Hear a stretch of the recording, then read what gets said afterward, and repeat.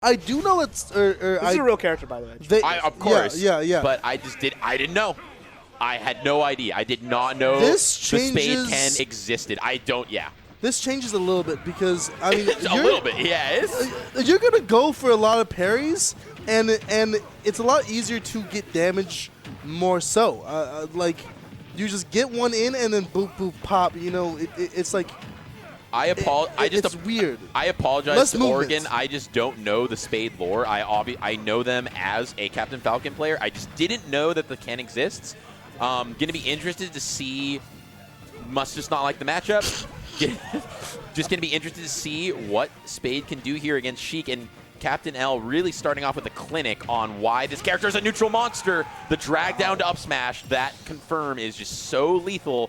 Taking that first stock at sub 130. Yeah, apparently they beat Void with Ken, so it's kind of no surprise why they switched off. But yeah, random tidbit fact. Thanks, chat. I hope you're not lying to me and I don't look stupid. When did that happen in like the dinosaur age? That's insane to even like think about, because I've known Spade for a little bit, but I've seen the Ken in friendlies, but I've never really seen it in action, you know. And again, I mean, Captain L and like Sheik, I mean, I guess it makes sense because they can kill kind of early with those boop boop into up Bs. But I mean, like as we see right there, yeah. Oh, but good DI. I mean, here's the thing. Now that I've thought about it for a second, like obviously Sheik, neutral monster, but has to win neutral several times.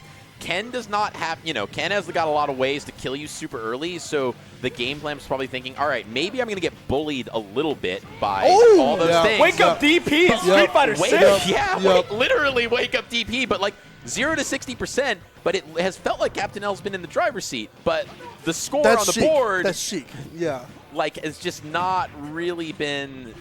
We haven't been seeing it as much. That's classic Sheik. I mean, like, you can win as much as possible, but getting those kill confirms is a little bit tougher than the average characters. You can tack on damage with all these neutral wins, but it's a whole lot harder to kill. You have to rely on certain scenarios by getting into a bouncing fish or some type of drag down into up smash, which is harder. You have to be very precise with your gameplay. Or the needle confirms, right? Like Exactly. Captain L is super good at those. But here's the thing that FGC characters generally do well against is like those Boxer-esque characters, like characters like Fox, right? They have the tools to kind of like react to their cross-ups, and they kind of lose some of their options in terms of close-range boxing because that crescent kick going to do so much damage, 114%. And we're talking about the kill power differential, right? Captain L having to add on a little bit more percent before it matters, 38%, and right now, we can kind of see why Spade's on this character, I think. Yeah, we are getting schooled and educated right now. I feel so bad for seeing the Ken Sane throwing, because right now that's not at all what's going on right now. Clearly we are uneducated. We are uneducated, and we are being shown why right now. And Ken decently heavy. There's probably a little ways before, unless we can get a really good, off-stage scenario where Ken is going to be able to live for a while longer. Let's see if at 0 we're going to be able to see a Ken combo, get some extra percent tacked on. And one of the cool things about that is if you get a down tilt, you can try to focus, but again, the up air is very, very good at killing that percentage. So it just gets through, as we can see right there. Ken cannot really focus through a lot of the stuff that it happens. That's why Palutini is such a bad matchup, because of all the multi-hits. Guess what? Sheik's multi-hits is also a kill confirm. That's going to play a huge role in this matchup. Nice, that side switch position from Captain L using that top low profile. Low profile so far. Ooh, the combo game. Here we go. This is kind of what you expect to see from Captain L. That entire string taking them from left to right, and Spade right now trying to find their way back into center stage. Using that crawl, trying to low profile maybe the Tatsu. We've seen it a couple of times where Spade tried to break the space with Tatsu, but not going to find it. And the grenade. We kind of don't have a jump. This is a huge position, but air dodge. And like I was saying before, Captain L, and we've been talking. Every single time he wins, he goes, yeah, oh, fuck. It's just, God damn it. What do I do now? I mean, straight out from that one Ryan Reynolds clip where he just looks down and goes, God.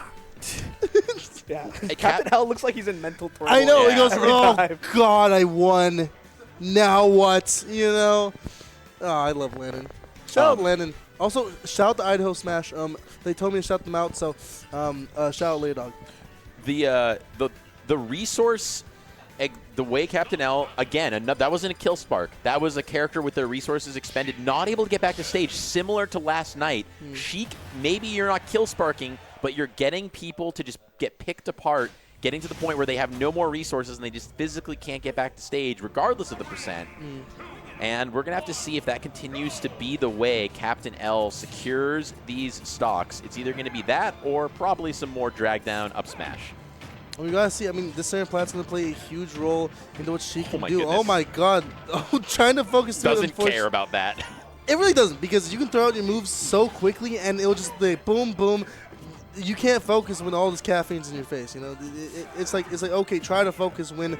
Oh, that could have been a shield break, but luckily for Landon, wasn't gonna work out quite just yet for him. That was initially just 76 unanswered percent. Finally, Spade able to get some pokes and jabs in here, and it's just, the damage output is so crazy. Just very quickly catching back up with just a couple hits. Yeah, that's the thing, right? Captain L is just playing that long game, has to win so many interactions. And right now, Spade is just looking for, I mean, last time they got the 2 kills using DP, you know, like getting that Shoryu kills so early. So Captain L having to be careful, but I like that nice wave bounce with the needles, putting them in the perfect position. Captain L taking full advantage of that space. Beautifully executed by Captain L. And fun fact, Captain L was talking about box usage, and specifically, like, one of the reasons he likes box is because of the ability to execute wave, bounce, needle combos and confirms.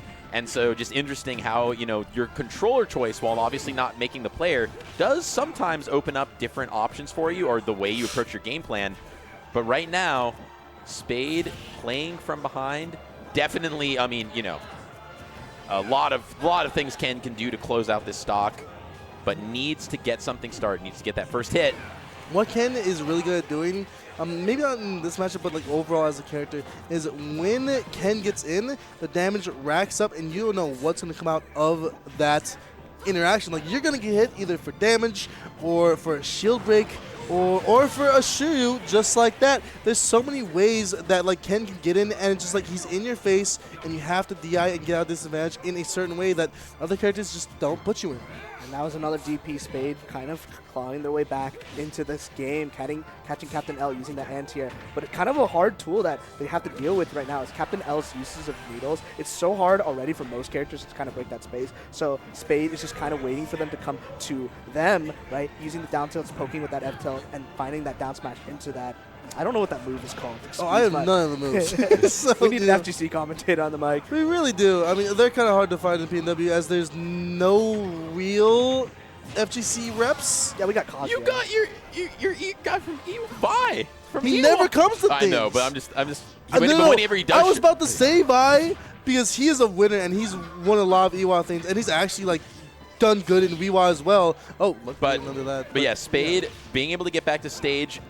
Oh, putting on the shield pressure. Able to escape. Can get a little bit more off of this scenario right here. Luckily, Landon's able to use his movement to get out. The Shiryu coming out. That's an F smash, getting him off stage. Ooh, luckily, focusing through the needles. That could have been a really bad spot if you were Spade in that situation. Yeah, right now, it's all about if Spade can find the situations where they can set up for a kill or kind of pressure Captain L, because right now, everyone kind of knows this. If you play optimal Sheik, you're going to win a lot of the neutral interaction and nice combo conversion. Trying to go for the double up air, doesn't go for the drag down. The needle bouncing fish isn't going to connect Spade, fighting back out of that corner, but the grenade going to completely nullify Spade's advantage state, and Focus going to be able to break through one of the fairs, but still, all of this percent tacked on. Even if, you know, Captain L has to win all these advantages, Spade's still in kill percent, for sure. Yeah, definitely. And still needs to deal. There we go. All right, cleaning up. But, you know, the thing is that Rage Ken is a thing. So I'm not going to be able to probably do it off of just one interaction. I know, you know, Ken does technically have actual 0 to deaths. But don't know how executable they are. And I know there's sometimes character just specific. Getting through that. My goodness, the downer somehow low profiling through the Tatsu, just kind of crazy stuff right there. I mean, this feels like a very, very wacky thing for Ken, because he needs to think a lot more than the Sheik's movement alone makes Ken think so much, and just like that, we're gonna see Landon think a lot and just get like angry at his controller. Wait for it. No, I think he's collected himself. He's good. He's way more happy about that. Yeah. Yeah, way more happy than the last game where he's just facepalm, you know. So now he's more like, okay, I know what's going on. Well, And going to FD, gonna have to see if what are the adaptations that Spade can make. Kind of alluding to what you guys were saying earlier is I don't think Ken necessarily has the greatest like neutral game in terms of this matchup in particular, but the blender that they're able to put on, if they're actually in advantage in the situations that they can put people in, are good. However, Spade is opting more for like the guaranteed damage by going to the tilt into the Hadouken rather than trying to go for the jabs and go for some kind of fancy setup. But right now, 44% tacked on, and this is going to be the train left to right. That's the classic Captain L racking it back up and fares so hard to contest. Tatsu breaking the space but not really finding anything. Exactly, and okay, now this feels better for Spade. I mean, there's no platform, so you're not going to get any drag down into up air combos off those plats, but again, it's just more space for Captain L to run away and use the movement options. Again, you don't have as many platform really movement options, but again, there's more room for you to run around in the air. Wake up DP! Wake up DP. You could love to see it unless you're on the receiving end of it, and it's sitting at 88 now. Well, now 100%. Whoa, what a call out! Wow. And evening it up, nice clean. Oh, Ken able to just kind of run in there, just offered as like, I'm going to come in and start down tilting on you. Can we see a little bit more right now? Can not be able to chase down and gain a little bit of those bows, the elbows from the Captain L. Getting back to stage is Spade, but Captain L is able to get a lot more off of those up airs. Oh, but wow. Spade getting down what with the an nair. option to come in that was so aggressive, to come in with that focus and just kind of, it was almost like Captain L was like, whoa, you're actually coming in for this. What a down air, though. I mean, I feel like we've seen a couple of good down airs to kind of get people off of them. Right now, that's the combo, that those crouching light kicks into the Hadouken. Just getting that guaranteed percent. Spade probably privy that Captain L knows, hey, I kind of know the blender stuff. You're not really going to hit me with it. But right now, if we get a confirm, I'm pretty sure a Shoryuken will kill. That small top blast on FD is going to favor Ken heavily, especially with that Shoryuken. This is the first time in a set that Spade has had the lead so far. So kind of a new space, You're like trying not to get into Sheik's Killing Films as much. So, and the Tatsu going underneath. Every single time I see it, I'm like, that's something to think about if you're Spade. You can't throw out Tatsu that much because a heavy punish might be coming your way. Oh, beautiful! The needle and the up smash, my goodness. I believe, and was that wave bounce needle into up smash per se? What was that? A lot of words. Yeah. A lot of words.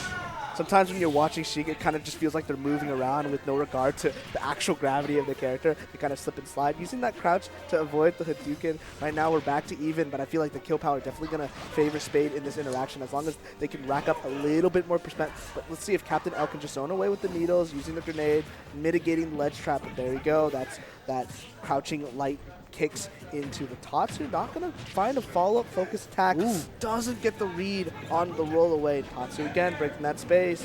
Here's another ledge trap. I love Captain L's usage of this bomb. Like, you can't ledge trap when it's there, right? Right, yeah. It's a lot of good coverage.